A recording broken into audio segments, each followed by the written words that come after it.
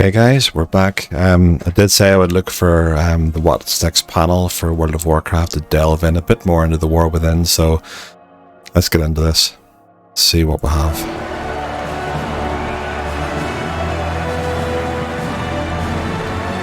Learn a bit more about everything under the surface. Literally. 4 years have passed since the mortal races gathered together in Anaheim, California. And now, the drums of BlizzCon thunder once again. Let me hear the thunder! Yes! Ah! Oh, thank you. Thank you for being here with us today. Hello, everyone, and welcome to the World of Warcraft What's Next panel. My name is Taryn Gregory, and as you may have heard, thank you.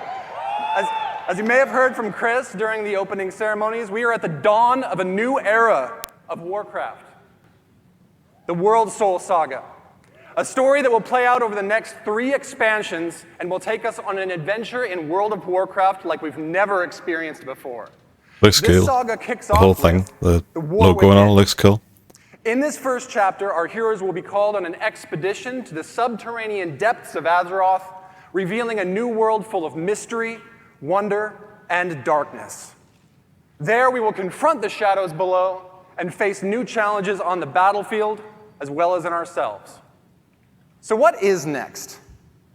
During this section, I'll share an overview of the story of the War Within, and then next you'll hear from Maria Hamilton, who will speak to zones and cultures, and then wrapping up with Morgan Day, who will talk about dungeons, the raid, and our new systems.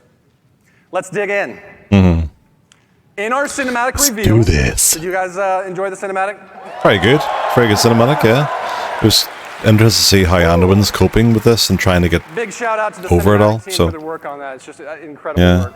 It's always good to see Thrall again. We witnessed as Thrall found Anduin Wrynn, who has been wandering alone for the last few years, grappling and lost in his own thoughts and dealing with the experience that he's been through, as many of you may have remembered. Throughout this and our features trailer, we learned 2 very important developments, starting with these visions. Thrall spoke of a vision calling out from the heart of the world, like a voice from a dream. This radiant song will compel our heroes to investigate its origins, and while at the Interested to same see what it time, is. a darkness has been gathering. Even as the heroes adventured on the Dragon Isles, and in the War Within, the mysterious harbinger that Iridikron spoke of will reveal themselves. Xal'atath has returned. Survivor of the Black Empire. Freed long ago from the black blade that once bound her, she is now the harbinger of a new era of the Void's dark machinations. And her message is clear. The Black Empire has fallen. The old gods are dead. And their ancient blood runs deep within the cracks of the world. We, the heroes of Azeroth, destroyed them. The forces of the Horde and the Alliance have proven time and again they are among the most powerful armies that have ever stood. The Harbinger has watched this. She is patient. And while the Black Empire failed, Xal'atath now seeks to set in motion the rise of a new dark legacy, one that knows our true strength and will seek to test it against a new threat of terrible power, the Nerubians of Ashkahet. Xal'atath has conscripted the Nerubian Queen Ansurek, having offered her people a new future, one in which they will rise from their isolation as a mighty kingdom once again. And here in this sprawling city of Ashkahet, we will not find the undead soldiers of the Lich King that we faced before, but instead a new mighty stronghold of the Nerubians as they once were, deadly survivors of the mythic wars that have played out time and again over thousands of years. In return for their loyalty, Xal'atath has granted the Nerubians the means of a dark evolution, one that will turn the Nerubians into a new kind of ferocious and terrifying soldier that we will clash against time and again in the War Within. Now let's talk about who we'll be adventuring with. How do you like the key art? Art is always very good. The art department always does well with every expansion. Several of Azeroth's greatest heroes will rise to the call of the Radiant Song, and many will be faced with their own unique challenges. Anduin, having survived his ordeal with domination. Yes, look at the art. Oh, Yeah. incredible artwork. Anduin will be grappling with his relationship to the holy light that he no longer feels worthy of, while Thrall is seeking a connection to these visions, spreading across the world and working to find his new place in the Horde, while Magni Bronzebeard, long the Speaker of Azeroth, will confront the heavy weight of that responsibility once and for all. Champion! Champion! The wounds champion! Yes! But that brings the chambers and the ruins. We saw this in the features trailer. Alaria Windrunner. Yeah. Alaria's journey will be central to the events of the themes of the War Within, as she, a Void Hunter, will use all of her prowess to hunt down the Harbinger while being torn between her own nature and the maddening call of the Void to which she is attuned. Along the adventure, she will have a unique rivalry with Xal'atath, whose twists and turns will come to define the nature of this new conflict. Of course, we'll see many more familiar faces on our journey and meet a host of new and interesting characters along the way that Maria is going to tell you more about in just a moment. But finally, this saga is only just beginning. Conceived to be... Yes! Conceived to be an epic worthy of the first 20 years of World of Warcraft, the World Soul Saga aims to redefine the storytelling in our expansion set and strike boldly at the core themes that define Warcraft. The might of heroes, the responsibility of that power, the pursuit of justice. Gotta do my best Mets in there. Justice! And the importance of finding common ground as well as ourselves amidst adversity. Up next, may I introduce Maria Hamilton, who will be sharing more about our zones and cultures in the War Within. Thank you so much.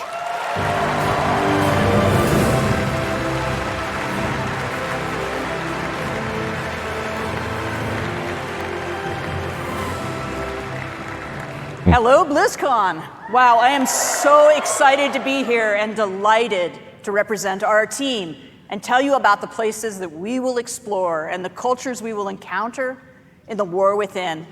I can't really see all of you out there. I know there's a lot of you, though, because I can hear you.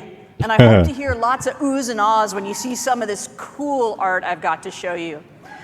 So let's get started. Thank you. Thank you. Thank you. Yeah. Thank you. There's nothing new on the map, at least. It's just underground, obviously. So we'll be called by the Radiant Song. Khazalgar. Visions that come from the heart of the Azeroth. This summons is going to lead us to the subcontinent of Khazalgar, a place long forgotten. It's only through recent explorations in Uldaman that we've discovered a Watcher report concerning a contingent of Earthen that was sent to this place long, long ago to investigate a fissure in the sector. What exactly that means, we don't really know, but we can probably speculate. So first, let's talk about the Earthen. The Unbound, the Oathsworn, and the Machine Speakers. Okay. All right, we have met Titan-forged Earthen before, of course, in Ulduar and other places. But this society of Earthen has been isolated within Khazalgar for a really long time and have developed their own manners and customs. Now, visually, these Earthen are a bit larger in stature, and they're noticeably blinged out. They've got gems all over them, bedazzled, blinged out, you know, that kind of thing, right? But philosophically, they are guided by the Edicts of the Titans, a set of codified orders, duties, and expectations that provide instructions for the core functions of their society. They do look cool. You know, Titans, order, all that, right? But the Titans have been absent for eons, and the Earthen are no longer united in their adherence to these edicts. They now exist as three groups that are estranged from each other. The Oathsworn, as their name suggests, still uphold the edicts faithfully and believe everyone else is doing it wrong. Their charge is guarding the Core Way, a Titan passageway that leads right to the core of Azeroth. They're primarily the city dwellers. They live conveniently near the object of their responsibility, that Core Way. Now, the Unbound, in contrast, have abandoned the edicts, and they are considered scandalously rebellious by the Oathsworn. Their original responsibility was providing the materials to keep the Titan installation supplied, and they're primarily rural. They're living in and around the quarries and the mines where natural resources can be acquired. They rarely interact with the city dwellers. They feel neglected and ignored because they have a different opinion on how they should live. Now, the machine speakers have strayed from the edicts in practice, but not with respect to their overall obligation to keep the Titan works functioning. They've had extremely limited contact with the surface dwellers, and they express no little disdain for those who just don't understand the great machines. Their homes are built around vast industrial projects under the surface that allow them to perform their functions in accordance with edicts, more or less. These different perspectives among the Earthen and their variable adherence to the Titan's edicts has weakened the society as originally structured. And that's not good, of course, but a much more serious problem is their steadily dwindling numbers. For reasons that I'm not going to get into here and now, New Earthen can't exist until we help them out by doing some things and unite the Earthen society once more. Happily, as a result of our actions, the Earthen will eventually be unlocked as an allied race. Yeah, that's sweet, don't they? Yeah. These player Earthen will replenish the culture's dwindling numbers and may join either the Horde or the Alliance. Yeah. It is, of course, player's choice which side you wish to ally with. But as you can see from a small sampling of combinations, there's some fantastic variations and customizations coming for the Earthen models, including... To be honest, when you see the Mohawk, the first thing you think of is when B.A. Baracus done a Warcraft video years ago, saying about it had a Night Elf Mohawk and all this here, so right, it's obviously a bit of a throwback to that probably, you know? Including different gem incrustations, beards for all body types, rocky skin patterns, tones, and more. Now that golden mohawk with the braids and the fringe beard, that's quite the look. But I really like the beardless guy with the bushy blonde eyebrows. He looks so cool. He's just kind of like, yep, what do you want me to do? So anyway, all right, moving on. Another cool culture that players will encounter in the War Within is the Arathi. Yeah. Yeah, and you probably have questions, right? So these are descendants of the original Arathorian Empire, and they've arrived relatively recently and through some somewhat mysterious circumstances. And they find themselves trapped here within Khazalgar. Mysterious mostly because I can't say anything more about it just yet because of spoilers, but It's not like spooky mysterious, it's the other kind. As a people, the Arathi are worshippers and wielders of holy fire. They are dedicated to bringing hope and light to the darkness. They're tough, resilient people, with every member of the society being an able combatant. Some few are further blessed with paladin-like abilities through their devotion to the light. Even their airships are powered by sacred flame. The extent to which they're comfortable in battle is probably a good thing because they have established a home away from home in an enormous cavern bordered by an endless underground sea from which terrifying creatures emerge to rampage and create havoc. Not my idea of a cool place to hang out, but they're really, really tough. These watery monstrosities, though, are nothing compared to the threat from below. A constant swarm of Nerubians has been held back so far from invading the Arathi lands. The assault is unrelenting, the threat is dire, and the Arathi can't hold much longer. These bastions of light against the darkness are far from home and limited in number. Sure would be terrible if there was also division within the Arathi ranks. Just saying. That would be pretty rough, what with them being so outnumbered. We could probably help them. All right, speaking of the Nerubians in the War Within, we'll explore their last kingdom deep within Khazalgar. These ancient survivors of the Black Empire who rejected their former masters have developed their own culture here in the deep darkness. As Taryn mentioned earlier, Xalatath has made a bargain with the Nerubian queen Ansarek, who seeks a new future and renewed glory for her people. Yeah. The The Nerubians are extremely capable and devious adversaries who have been honing their skills with their constant assault on the Arathi. But domination hasn't come fast enough for the Queen's taste, as the Arathi has managed to hold against this onslaught.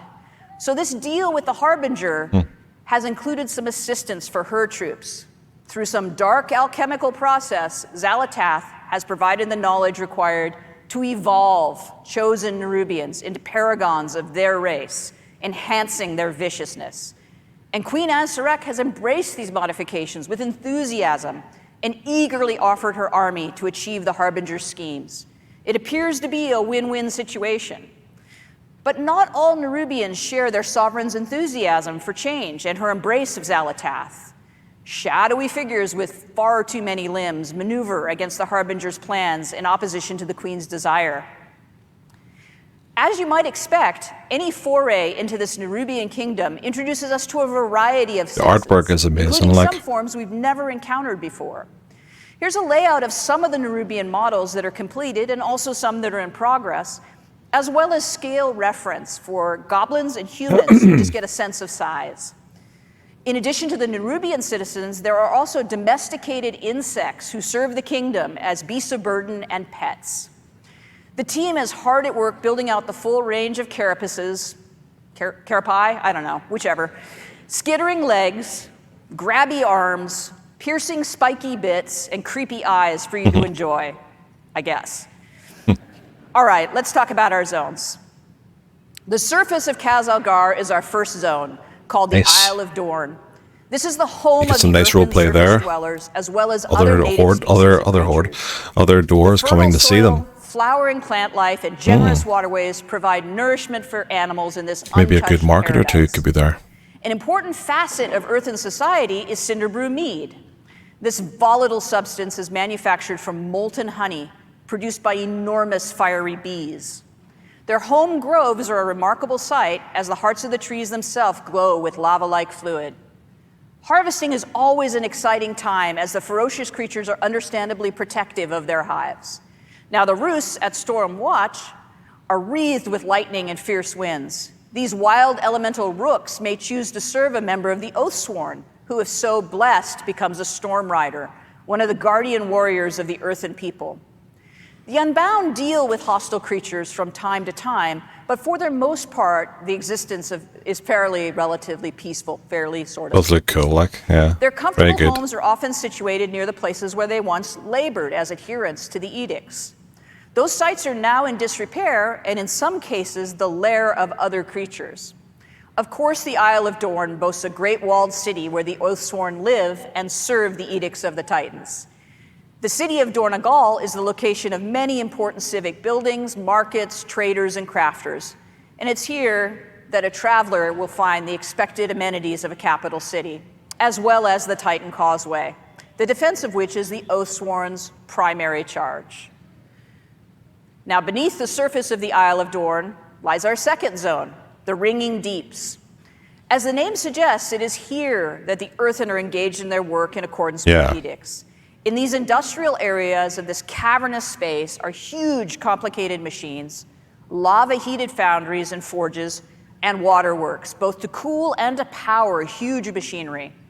Maintaining these Titan mechanisms and keeping everything running is both the responsibility and the passion of the machine speakers. The Earth has shifted too in places, revealing openings to the sky above to the Isle of Dorn. These cenotes bring light and water into areas once shrouded in darkness.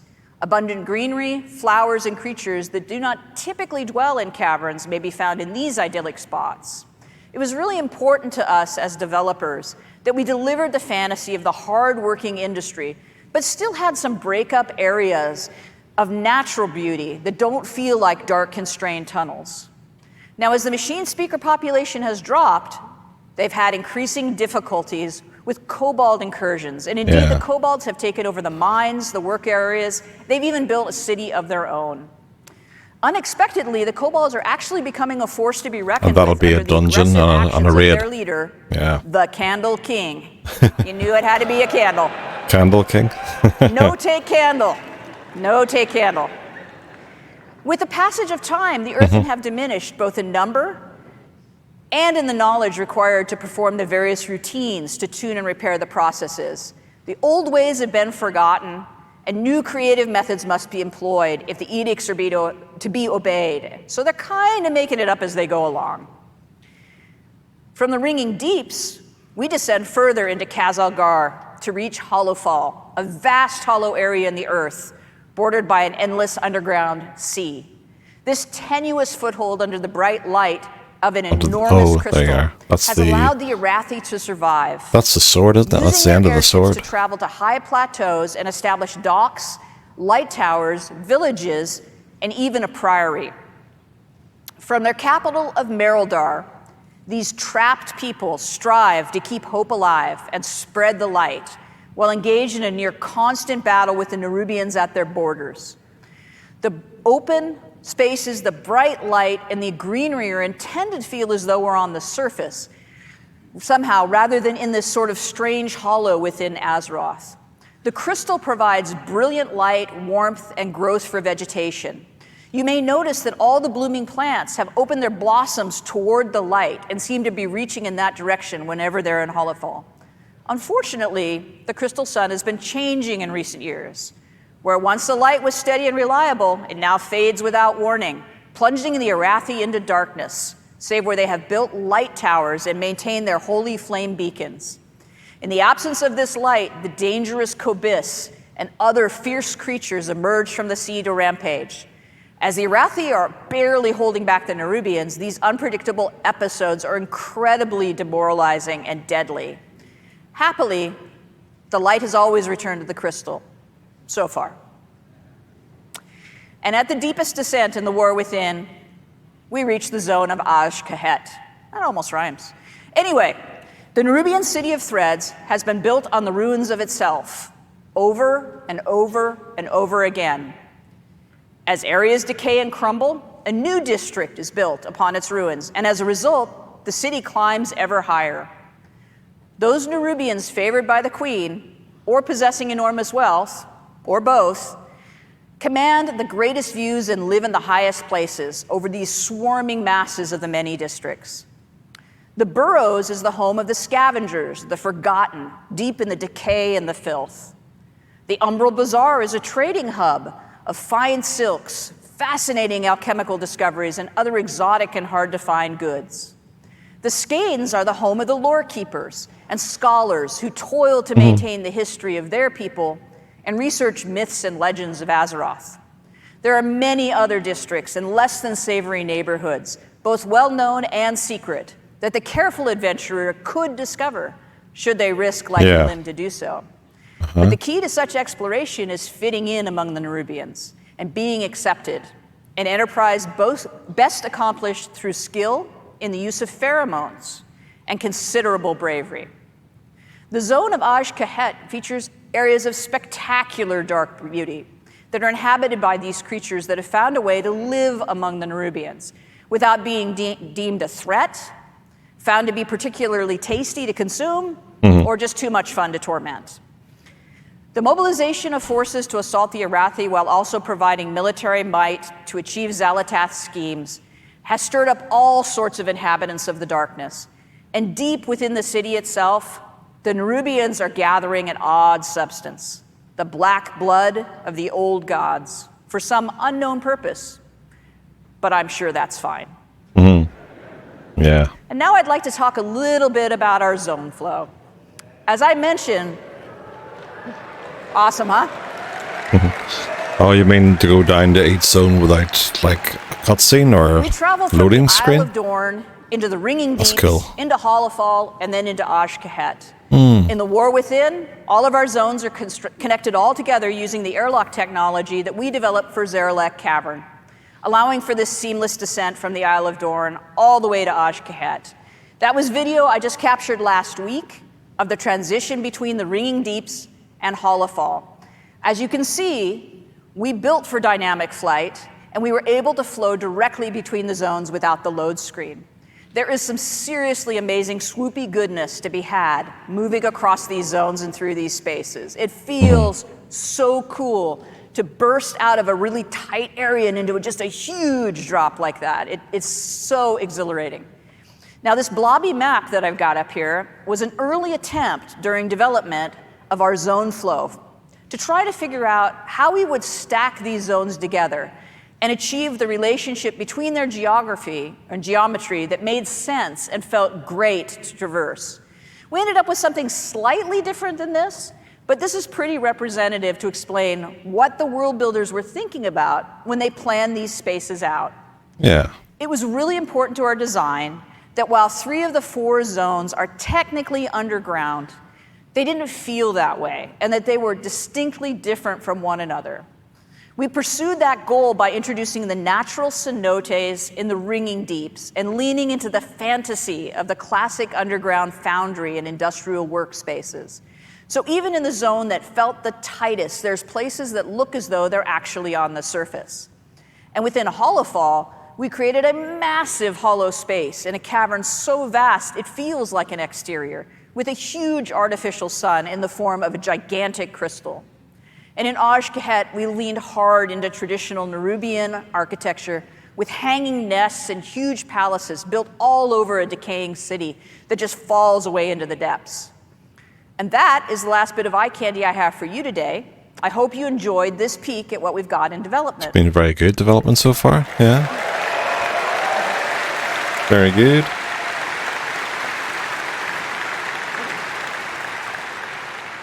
So now it's time for me to introduce you to Morgan Day, who's going to give you lots of information about dungeons, raids, and systems. Enjoy. Thanks very much. Bye.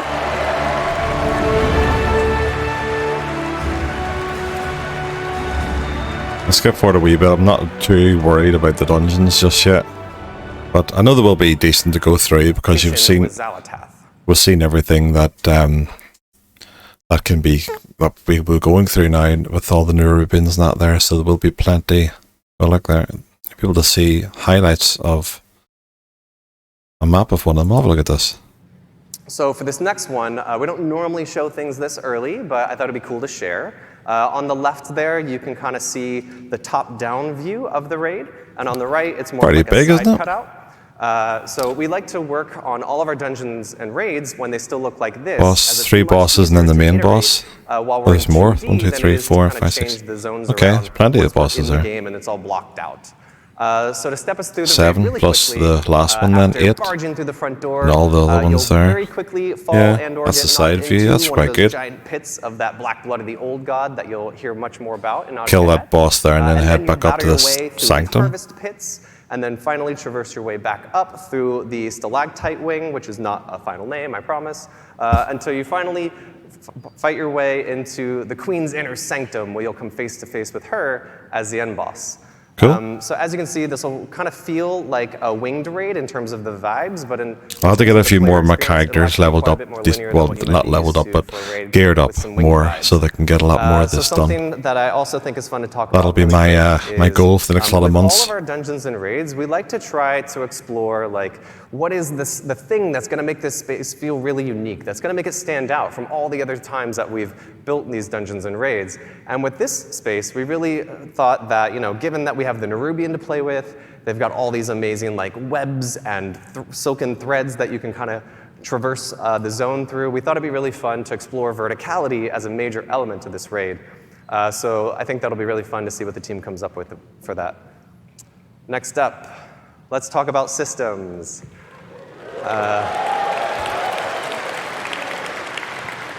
So I want to walk you through some of our features and systems at a really high level, but first I want to talk about some of the philosophies that are really guiding us to add these into the War Within. So first and foremost, we really want to continue to extend the philosophies of Dragonflight into the War Within. And really when we talk about that, there's 3 main pillars that I want to touch on.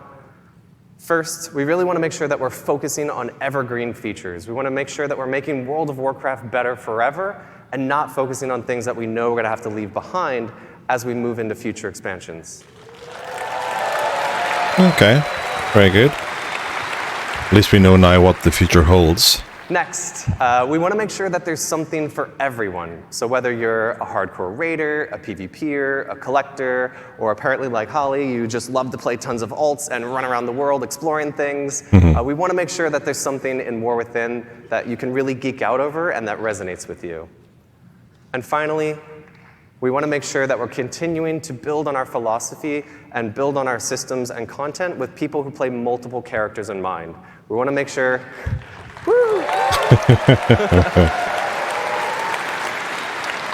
We want to make sure that we're building all of our systems to really respect the time of the player behind the keyboard and not focusing so much on the accomplishments of that individual character. Yeah. So let's talk about delves. Delves are a new feature that will be integrated into the outdoor world experience, where the fantasy of these is actually that you'll be joining the Dragon Scale expedition in their search for lost treasures all across Khazal-Gar. So delves are an evergreen feature that is really integrated into that outdoor world experience. We want delves to be a new pillar of endgame. So that'll be part of the epilogue, I suppose, of Dragonflight and the delving, I suppose you say, into the new expansion then, because that'll probably be something that'll happen during the search of these lost treasures. Then they probably come across Khazal-Gar and the whole thing. Must be something similar like that. Content for those outdoor world explorers. But then as soon as they find all this, there's a lot more treasures for them to explore. Back in Legion, where they are going to be really integrated and transformative into that outdoor world, especially that endgame loop.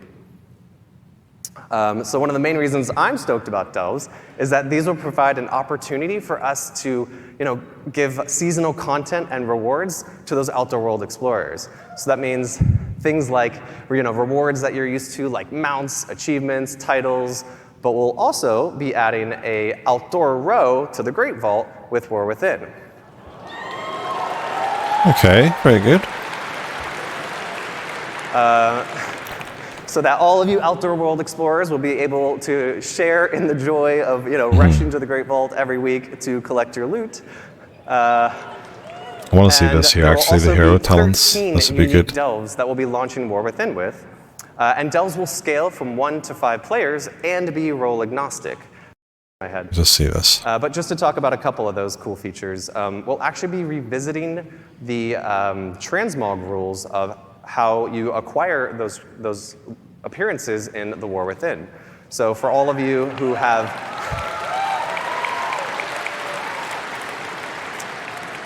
So that means all of you who have probably had to run 4 characters through all of those legacy instances just to make sure you're collecting all the appearances, that won't be the case anymore in War Within. You'll just be able to run it with 1 character. It'll be all transmoggable? Good. We've run through it all in one good character and then all sorted. Holly mentioned this already, but this is obviously one that people are looking forward to. All of our reputations as well as renown in the War Within will be shared across your entire account. Nice. So everyone will get the same experience, really, or the same... Okay. Last but not least, let's talk about hero talents. So here's a quick mock-up of what the UI will look like that I think really helps explain how these integrate into our current Keeper of the talent Grove. trees. But really quick, let's take a look at how this will work. So there will be 3 new hero talent trees per class, and 2 will be available per specialization that you can freely choose and swap between. Okay. And also, this is another evergreen feature. This is a system that we think is going to provide a new vector of choice and customization for you and all of your classes, as well as create. Will we get a few more points to help us, some of those core class fantasies that are across so these amazing. 2? So hero talents will introduce these new, small, self-contained talent trees, like you just saw in the UI.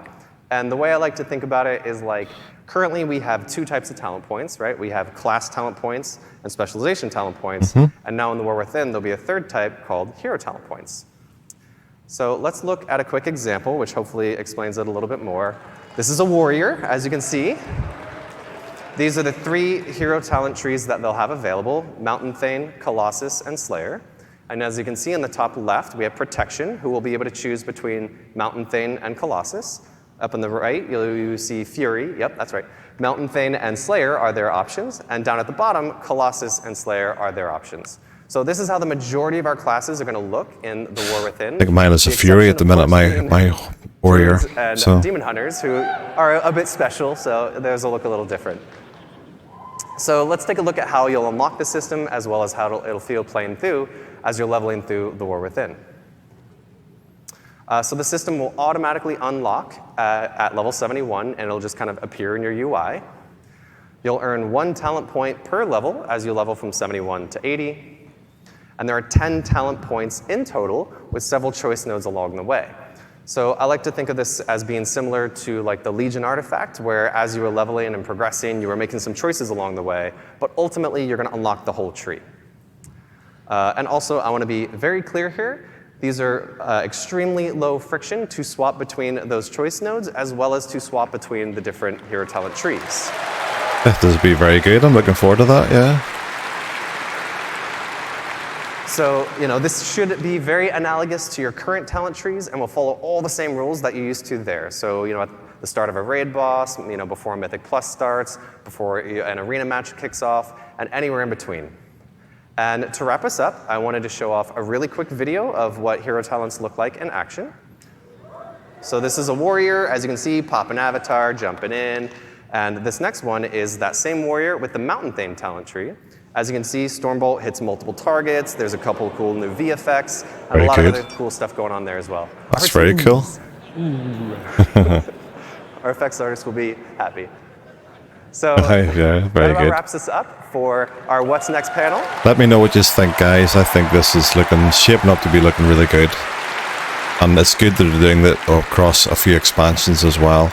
The whole main World Soul storyline. And if you'd like to know more, please join us tomorrow at the Deep Dive panel at noon, where Ian will walk you through some of what you saw today in more detail. There's more to come then. As well as a bunch of other cool new stuff in the War Within. So thank you all so much. I hope you have a great BlizzCon. Bye!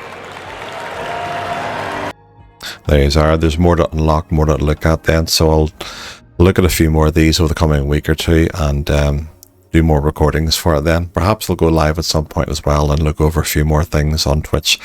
But we'll see you in the next one. Take care, guys. Bye.